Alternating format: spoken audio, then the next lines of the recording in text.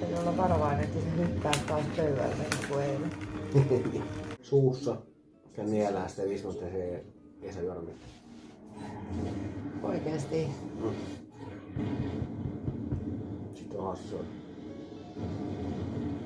Eli 7 minuuttia yhteen suussa. Ei ole suussa 7 minuuttia yhteensä, vaan 2 minuuttia suussa. Ja 5 minuuttia ei saa juoda. Niin. Ja sitten on Ei vittu. No, N, Y, T, nyt. kippis. No mut luulis, jos on vaikka kihomatoja, niin ne kuolis tässä samassa. Niin varmaan.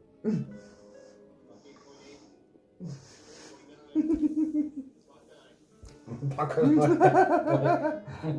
2 minuuttiakin. Se on nyt niinku... Nyt on mennyt jo yli puoli minuuttia. Älä pure se koko ajan. Häh? Pitääkö pitää nialasta vielä?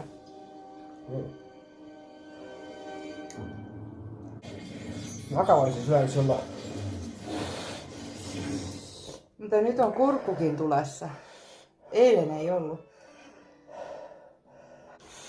Mutta tää on vähän niinku synnytys, että tavallaan tiedätkö, se täytyy vaan antaa tuntua.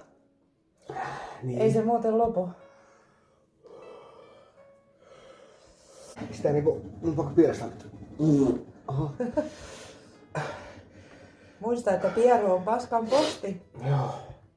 Se tekee tulonsa sitten huomenna. Kun tää niinku... Kyllä mä sanon, että se varmaan meni se turkinpippurihaaste ihan tosta noin vaan. Tän jälkeen juu.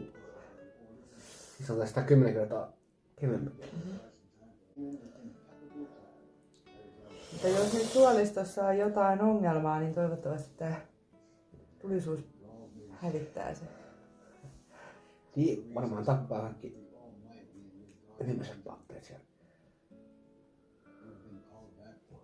Ei mun eilen polttanut huuliakaan näin paljon kuin nyt. Tuolta varmaan tuntuisi, kun työntäisi muura tai kusiaispesää kielensä. Niin.